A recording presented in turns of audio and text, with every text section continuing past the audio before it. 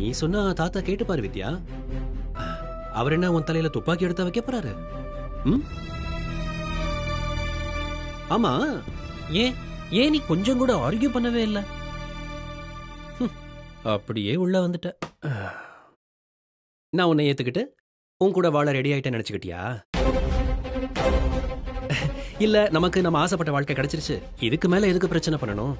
இவன் அப்படியே கன்வின்ஸ் பண்ணி எல்லாத்துக்கும் சம்மதிக்க வச்சிடலான்னு நினைச்சிட்டியா?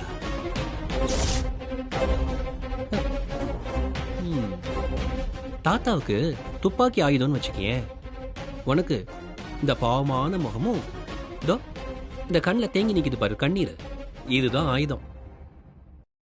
இத வச்சு என்ன கவுத்தடலாம் நினைச்சியா? நிறுத்து. இதுக்கு மேல ஒரு வார்த்தை பேசின அப்புறம் நான் மனுஷியாவே இருக்க மாட்டேன். ஒரு பொண்ணோட கண்ணீர்ல பொய்ய கண்டுபிடிக்கிற அளவுக்கு நல்லவனா நீ? என் வாழ்க்கை போச்சுன்னு குதிக்கிறியே, கொஞ்சமாவது என் வாழ்க்கைய பத்தி யோசிச்சு பாத்தியா? உனக்கு என்ன? அதான் தாத்தா உன் கூட நான் வாழணும்னு கம்பல் பண்றாரு. அவர் சொன்னா அத நான் அப்படியே ஏத்துக்கிட்டு உன் பின்னாடியே வந்துருவேனா? என்னை பார்த்தா உனக்கு எப்படி தெரியுது? என்ன சொன்ன? நான் உன்னை கல்யாணம் பண்ணிக்கணும்னு ஆசைப்பட்டு தாத்தாவை உன் கூட பேச சொன்னா? அது உனக்கு தெரியுமா? ஆமா. எப்படி தெரியும்? நீ என்கிட்ட பேசுறது பழகுறத வச்சு நான் புரிஞ்சுக்கிட்டேன். அப்போ நீ என்கிட்ட பேசினது பழகினதெல்லாம் வச்சு இந்த ஊரே உன்னை பத்தின ஒரு விஷயத்த புரிஞ்சுக்கிச்சே, அத உண்மைண்ட ஒத்துக்கிறியா? அதை எப்படி நான் ஏத்துக்க முடியும்? இந்த ஊரே புரிஞ்சுக்கிட்ட விஷயத்த நீ ஏத்துக்க மாட்ட, நீ தப்பா புரிஞ்சுக்கிட்ட விஷயத்த நான் ஏத்துக்கணுமா? உன் மனசுல என்ன பெரிய இவன் நினைப்பா? உன் கூட பழகிற பொண்ணுங்க எல்லாம் உன்னை கல்யாணம் பண்ணிக்கணும்னு விரும்புவாங்களோ? என் மனசுல இதுதான் இருக்குதுன்னு முடிவு பண்றதுக்கு நீ யாரு? உன்கிட்ட வந்து நான் உன்னை விரும்புறேன், நீ இல்லண்டா நான் செத்து போயிடுவேன்னு சொன்னேனா? சொல்லு, சொன்னேனா? இல்ல. அப்புறம் எப்படி நீ இந்த மாதிரி எல்லாம் பேசுவ? நானும் பாத்துக்கிட்டே இருக்கேன், அதையே திரும்ப திரும்ப சொல்லிட்டு இருக்க. கடைசி வரைக்கும் நான் இந்த கல்யாணம் வேண்டாம் வேண்டான்னு தான் சொல்லிட்டு இருந்தேன். நீதான் ஏதோ பெரிய தியாகி மாட்டுக்க என் கழுத்துல தாலியை கட்டுன. உனக்கு உன் லைஃப் தான் முக்கியம்டா, தாலியை தூக்கி போட்டுட்டு போக வேண்டியதானே? யார்கிட்ட நல்ல பேர் வாங்க ஏன் கழுத்துல தாலியை கட்டுன? நீங்க கட்டும் போது தலையை குடிச்சு ஏத்துக்கணும், நீங்க வேண்டான்னு சொல்லும் போது நாங்க விலைக்கு நின்னுக்கணும், அப்படித்தானே? கிராமத்துல வளர்ந்தவ, படிப்பறிவு இல்ல, என்னை கட்டிக்கிட்டா உனக்கு எந்த பிரயோஜனமும் இல்லன்னு தானே நினைச்ச? அப்படிலாம் இல்ல. நீ அப்படிதான் நினைச்ச, எனக்கு தெரியும். ஒரு விஷயத்த மறந்துடாத, எதுக்குமே பிரயோஜனம் இல்லைன்னு சொல்ற என்னாலதான் பல ஆயிரம் கோடி ரூபாய்க்கு தொழில் பண்ண போற. செஞ்சது சொல்லி காட்டுறது எங்க ஊரு கேவலம், ஆனா மத்தவங்க செஞ்சதை மறக்கிறது அதை விட கேவலம்.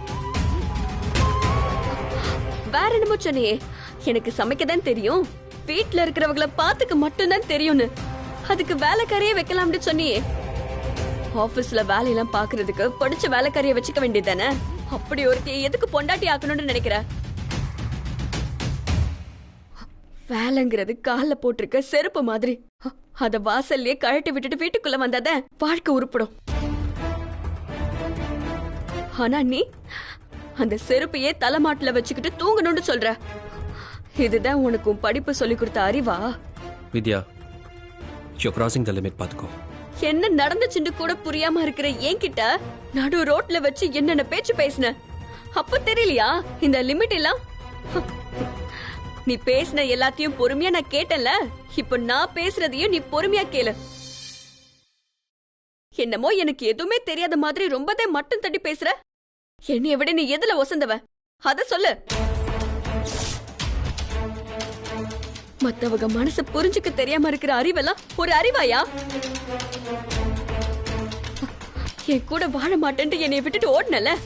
பொண்ணுங்க மனசு புரிஞ்சுக்க தெரியாத உன்ன மாதிரி புருஷன் கூடயும், மனுஷங்களை மதிக்க தெரியாத உன் அம்மா மாட்டுக்கு ஒரு மாமியார் கூடவும் வாழ்றதுக்கு பதிலா நான் தான் இங்க இருந்து ஓடி இருக்கணும். உன்னே மாதிரியே நானும் இருந்திருந்தா இந்த தாலிய கழட்டி தூக்கி போட்டுட்டு அப்பவே போயிருப்பேன்.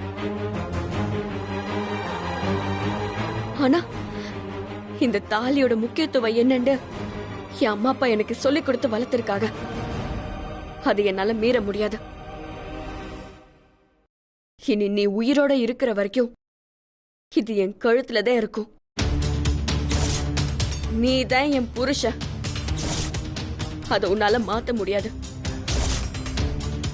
இத கழட்டி வச்சுட்டாண்டு வெய்ய, நீ செத்ததுக்கு சமம்.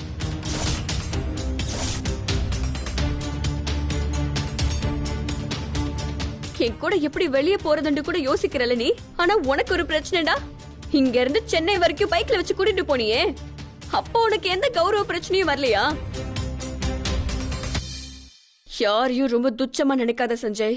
படிச்சவன் படிக்காதவன் எல்லாருக்குமே மானம்னு ஒண்ணு இருக்கு, சுயமரியாதைன்னு ஒண்ணு இருக்கு. அந்த இடத்துல மட்டும் கைய வச்சிடாத. பாலை எடுத்துட்டு ரூமுக்குள்ள வந்தது உன் கூட வாழ்றதுக்கு இல்ல. தாத்தா மேலையும் இந்த தாலி மேலையும் நான் வச்சிருக்க மரியாதை அவ்வளவுதான். இந்த ரூம்ல நீ வேற நான் வேற, அப்படிதான் இருக்க போறோம். தெரியாம உன் சுண்ட விரல் கூட என் மேல படக்கூடாது.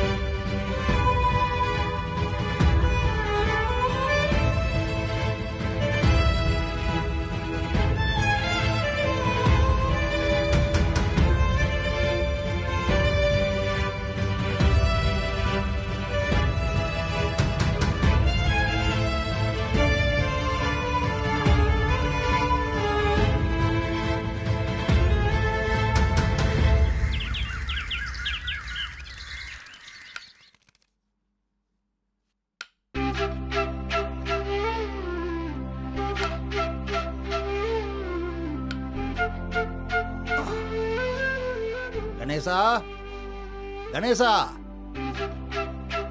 ஐயா, ஐயா சொல்லுங்கய்யா. ஏதாவது அவசரமா ஐயா? அவசரம்லாம் ஒண்ணும் இல்லையா. வீட்டை பார்த்தல, கோயில் மாதிரி இருக்கு.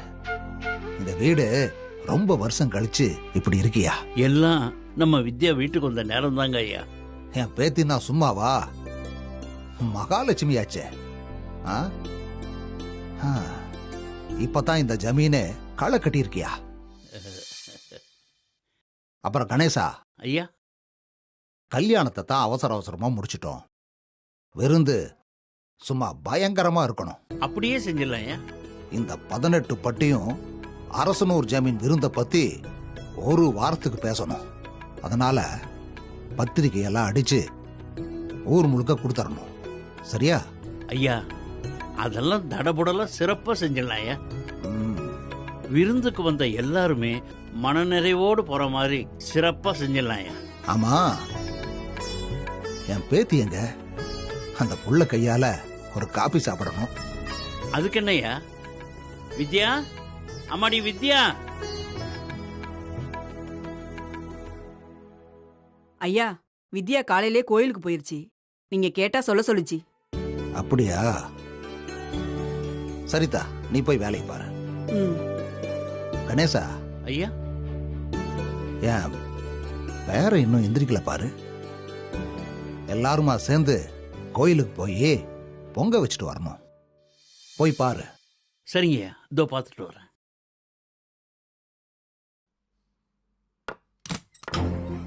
தம்பி,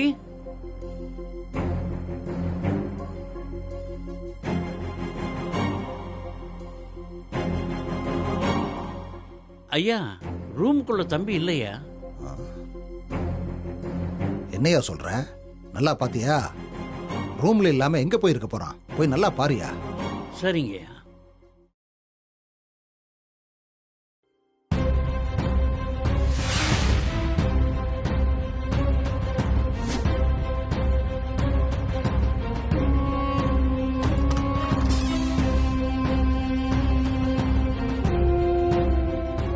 பணத்தையும் காணோம். ஐயா ஐயா, ரூமுக்குள்ள தம்பியோட பெட்டி படுக்க எதுவுமே காணையா. எங்க போனாருன்னு தெரியலையே. வித்யா வந்து கேட்டா என்னையா பதில் சொல்ல போறோம்? கணேசா, நீ சுமாரியா? நீ சொல்ற மாதிரி எல்லாம் எதுவும் இருக்காத. வீட்டை முழுசா சுத்தி பார்த்துட்டு சொல்லியா? இங்கதான் ஏன் இருப்பா, வேற எங்க போயிருக்க போறான்?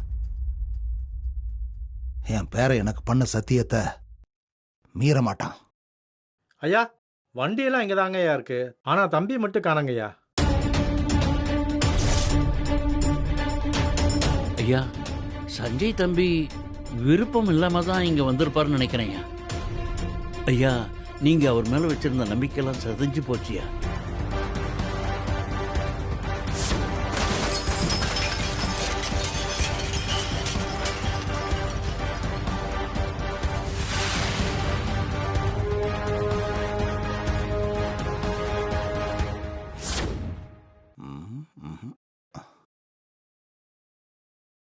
ஏழுமல, நீ போய் தோட்டத்தில் நல்லா தேடி பாரியா. சரிங்கய்யா.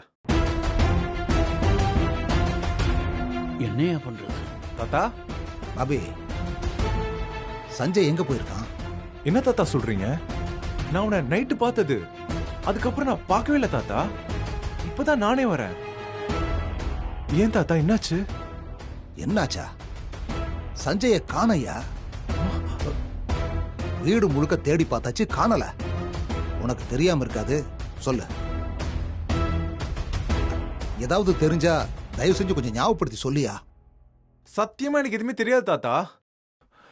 ஒரு நிமிஷம் இருங்க தாத்தா, நான் கால் பண்ணி கேட்கிறேன். பண்ணியா? முதல்ல பண்ணு.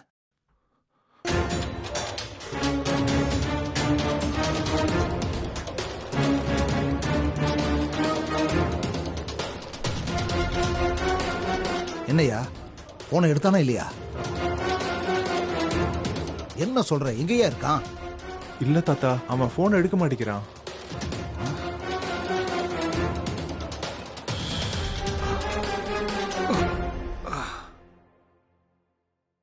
என் பேரை எங்க போனான்னு தெரியலையே. அம்மா சீலக்காரி தாயே, ஏன் என்னை இவ்வளவு சோதிக்கிற? 2 பேரும் நல்லா இருப்பாங்கன்னு தானே நினைச்சேன். கவலைப்படாதீங்க தாத்தா, நான் மறுபடியும் ட்ரை பண்றேன்.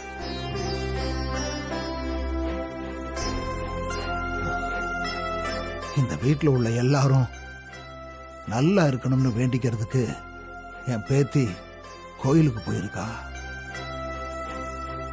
அவ வந்தா அவகிட்ட நான் என்னன்னு சொல்லுவேன்?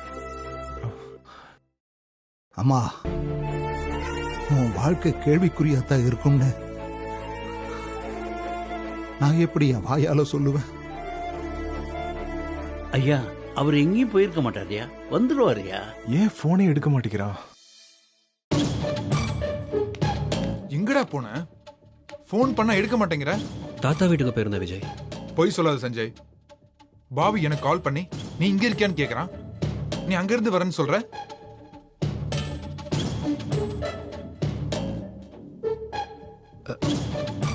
இல்ல விஜய், அது வந்து சஞ்சய், என்னாச்சு? என்ன இப்படி அடிபட்டிருக்கு? என்னாச்சுடா? எதுவும் பிரச்சனையா? அதெல்லாம் ஒண்ணும் இல்ல, சின்ன காயம்தான். பைக்ல இருந்து கீழே விழுந்துட்டு, அவ்வளவுதான். இதை எங்களை நம்ப சொல்றியா? நீ எதையும் மறைக்கிற சஞ்சய். அது உன் முகத்துல நல்லா தெரியுது. வேதாவுக்கு தெரியாம இந்த ஊருக்கு வந்த மாதிரி வேற எதுவும் தப்பு பண்ணிட்டியா? என்ன நடந்துச்சுன்னு உண்மையை சொல்லு சஞ்சய். ஏன்டா அப்படி இருக்க? வாணிக்கு கல்யாணம், அவளை வீட்டுல விட்டுட்டு வரேன் தானே போனேன். ஏதோ திடீர்னு உனக்கே கல்யாணம் நடந்த மாதிரி முழிக்கிற. வாணிக்கு கல்யாணமா? ஆமா மேக்னா, அப்பாவை பாக்குறதுக்கு சஞ்சய் கூட வாணியம் தான் வந்திருந்தா. அவளை விட்டுட்டு வர்றதுக்கு தான் இவன் போனான். வாணி யாரு? சஞ்சயோட தாத்தா வீட்ல அவருக்கு துணையா இருக்க பொண்ணுமா, அங்க வேலை செய்யறா. ரொம்ப நல்ல பொண்ணு. கல்யாணத்துக்கு போயிட்டு ஏன் காயத்தோட திரும்பி வரணும்? அங்க ஏதாவது பிரச்சனையா? சொல்லுடா, என்ன பிரச்சனை? வாணியோட கல்யாணம் நின்னு போச்சுடா.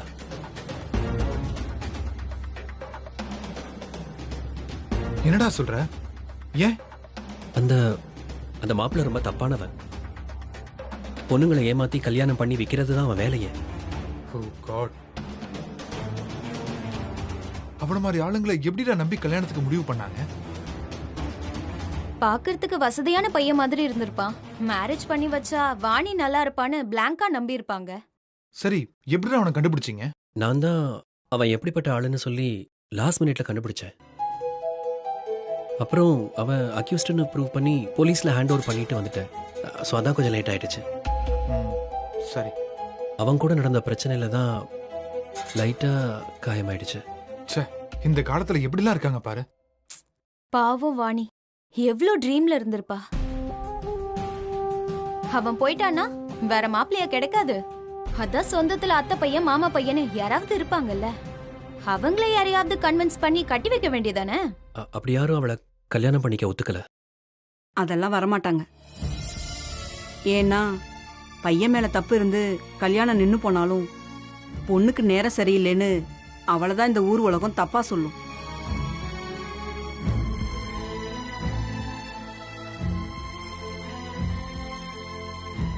இனிமே அந்த பொண்ணுக்கு கல்யாணம் நடக்கிறது சாதாரண விஷயம் இல்லை. வில்லேஜ்ல இந்த மாதிரி சென்டிமெண்ட்லாம் ரொம்ப பாப்பாங்கல்ல. ஆமா மேக்னா, மணமேடை வரைக்கும் வந்து கல்யாணம் நின்னு போயிருக்குல்ல, இதெல்லாம் பெரிய அபசகுணமா பாப்பாங்க. இனி அவளுக்கு இந்த மாதிரி நல்ல சம்பந்தமே வராது. அதையும் மீறி யாராவது அவளை கட்டிக்கிறேன்னு வந்தா அவனுக்கு ஏதாவது பிரச்சனை இருக்கும். இல்லைன்னா 2ஆம் தரமா தான் கேட்டு வருவாங்க. யாரோ பண்ண தப்புக்கு ஒரு பொண்ணு தண்டனை அனுபவிக்கிறதுலாம் ரொம்ப கொடுமை. அவ விதி இப்படி இருந்திருக்கு, யார் என்ன செய்ய முடியும்? நிஜமாவே அவ மேல அக்கறை உள்ள யாராவது ஒருத்தன் அவளை கட்டிக்க வருவாமா? அப்படி ஒரு தியாகிய இந்த காலத்துல பாக்குறது ரொம்ப கஷ்டம் மேக்னா.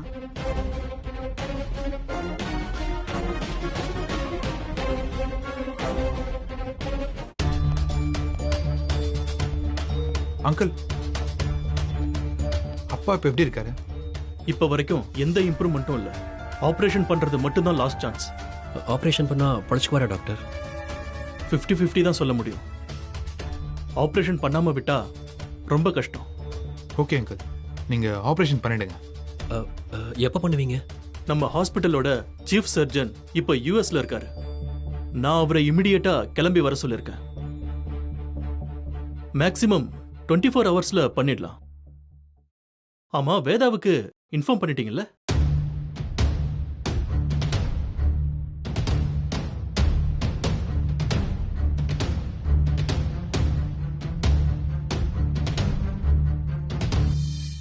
அவங்க ஏன் இன்னும் ஹாஸ்பிட்டல் வராம இருக்காங்க?